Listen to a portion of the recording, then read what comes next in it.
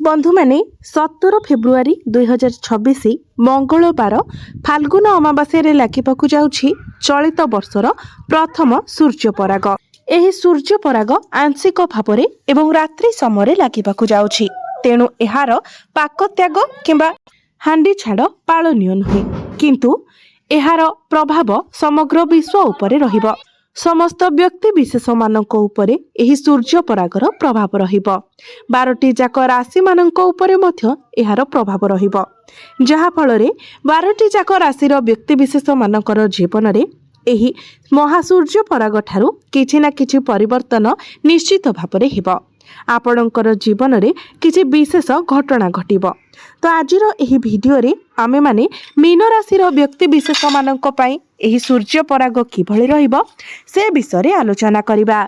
Mean राशिर व्यक्ति विशेष मानक पई एही सूर्य पराग शुभ रहिब ना अशुभ रहिब, आपणकर जीवन रे केउ सब बड़ परिवर्तन हेब से विषय रे जानिबा पई आपण माने भिडियोटी को स्किप न करी शेष पर्यंत निश्चय देखंतु एवं भिडियोटी को लाइक करी चैनलटी को सब्सक्राइब करी दियंतु।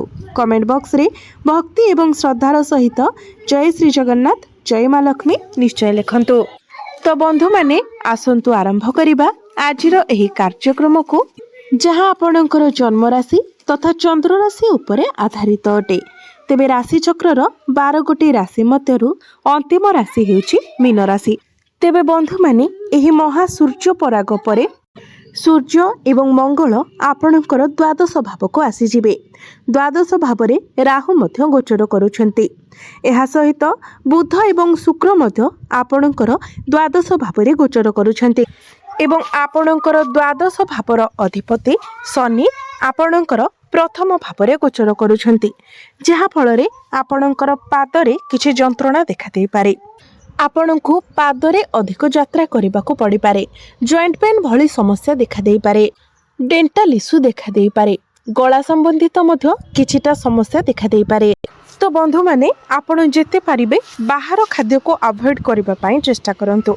Oily food, junk food, fast food ए सब ठारू आपण दूरे रहंतु। जेते पारिबे आपण हेल्दी फूड कंज्यूम करबा पई चेष्टा करंतु एवं चेष्टा करंतु ओवर थिंकिंग न करबा पई।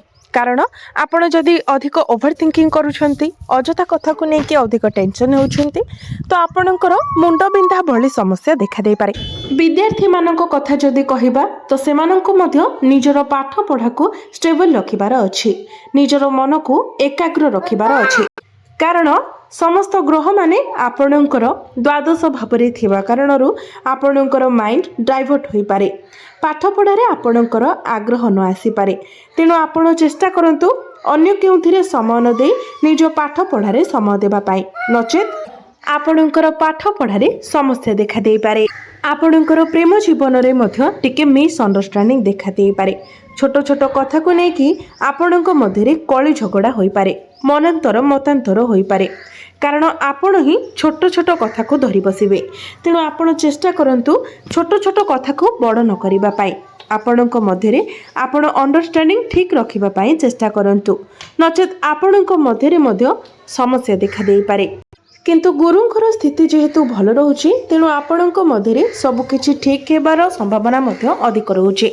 तेणु आपण चेष्टा करंतु ए सब को एडजस्ट करि नेबा पाई। वैवाहिक जीवन कथा जदि कहिबा तो आपणकर वैवाहिक जीवनर अधिपति बुध मध्य आपणकर द्वादश भावरे गोचर करिवे एवं राहुଙ୍କ सहित गोचर करिवे। तेणु आपणकर जीवन साथी मध्य तांकर काम कार्य को नेकी टिके अधिक बिजी रहि पारंती, तांकर माइंड टिके डिस्टर्ब रहि पारे। एहा व्यतीत आपणक जीवन साथींकर स्वास्थ्य रे मध्य किछिटा समस्या देखा देई पारे। एलर्जी, इन्फेक्शन, स्किन ड्राई हेबा भली समस्या देखा देई पारे।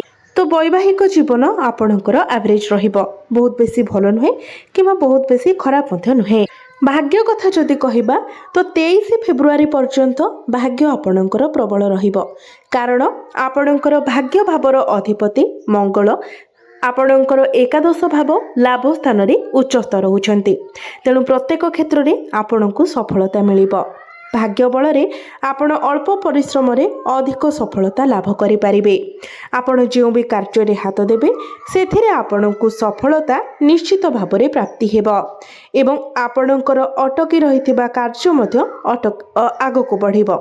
तो बंधु मैंने भाग्य संबंधित आपण जहाँ भी निर्णय नेबापाई जाउछंती ताहा 23 फेब्रुआरी मध्य करने चेष्टा करंतु, कारण तापरे मंगल आपणकर द्वादश भाव को चली जिबे एवं सेठारे मंगल आपणको सेतेटा शुभ फल प्रदान करि परिबे नाही। क्यारियर कथा जदि कहिबा तो क्यारियर आपणकर बहुत भल रहिबो, कारण आपणकर क्यारियर भाव दशम भावर अधिपति एवं प्रथम भावर अधिपति गुरु आपणकर चतुर्थ भावरे सुख भावरे गोचर करूछंती एवं गुरुंकर दृष्टि आपणकर चतुर्थ भाव उपरे रहुछि, जहा फलरे क्यारियर रे आपणको अनेक किछि अचीवमेंट मिल पारे। क्यारियर रे आपणको किछि बड़ अपॉर्चुनिटी मिल पारे। आपणकर क्यारियर को लेकिन जहाँ भी किछि भाबिथिले, जहाँ भी किछि स्वप्न देखिथिले से सब आपणकर पूर्ण हेबाको जाउछि। चाकरी क्षेत्र रे आपणको प्रमोशन मिल पारे। चाकरी क्षेत्र रे आपणको मान सम्मान प्राप्ति हेबो एवं जदि आपणको पाखरे चाकरी नाही, आपण चाकरी रो अन्वेषण रे अछंती तो आपणको चाकरी मिलिबार मध्य बहुत अधिक संभावना रहुछि। तेणु आपण निज तरफरु चेष्टा जारी रखंतु। आपणको पाखकु जेते रेस्पॉन्सिबिलिटी आसिले भी, जेते काम आसिले भी आपण ताको गुरु हेउछंती ज्ञानर कारक ग्रह, तो आपणको मध्यरे ज्ञान बढ़िबो, मैच्योरिटी लेवल बढ़िबो, आपण निजर ज्ञान बलरे अनेक किछि हासिल करि परिबे। बिजनेस कथा जदि कहिबा तो बिजनेस रे आपणकर खर्च बढ़िबो, कारण बुध एवं शुक्र आपणकर द्वादश भावरे गोचर करूछंती। आपणकर अननेसेसरी खर्च होई पारे, कारण आपणक राशिर अधिपति गुरुंकर दृष्टि मध्य आपणकर द्वादश भाव उपरे रहुछि। आपणकर बिजनेस काम को नेकी दूर यात्रा मध्य करि पारंती, घर ठारू दूर को जाई पारंती। तो एबे आसंतु जानिबा किछि उपाय, किछि प्रतिकार विषय, जो प्रतिकार गुड़िक करबा द्वारा जहाँ सब अशुभत्व रहुछि से गुड़िक खंडन होइजिबो एवं आपणको अधिक मात्रा रे शुभ फल प्राप्ति हेबो। तो सेथिपाई आपण प्रत्येक दिन आपणकर राशिर अधिपति गुरुंकर बीज मंत्र 108 थर जप करंतु एवं वर्तमान जेहेतु आपणक राशि रे शनि 7.5 चलुछि, तेणु शनिंकर दुष्प्रभाव को कम करबा पाई प्रत्येक दिन शनिंकर बीज मंत्र 108 थर जप करंतु। प्रत्येक दिन हनुमान चालीसा पाठ करंतु। प्रत्येक दिन उदित सूर्य को तंबा पात्र रे जलार्घ्य अर्पण करंतु।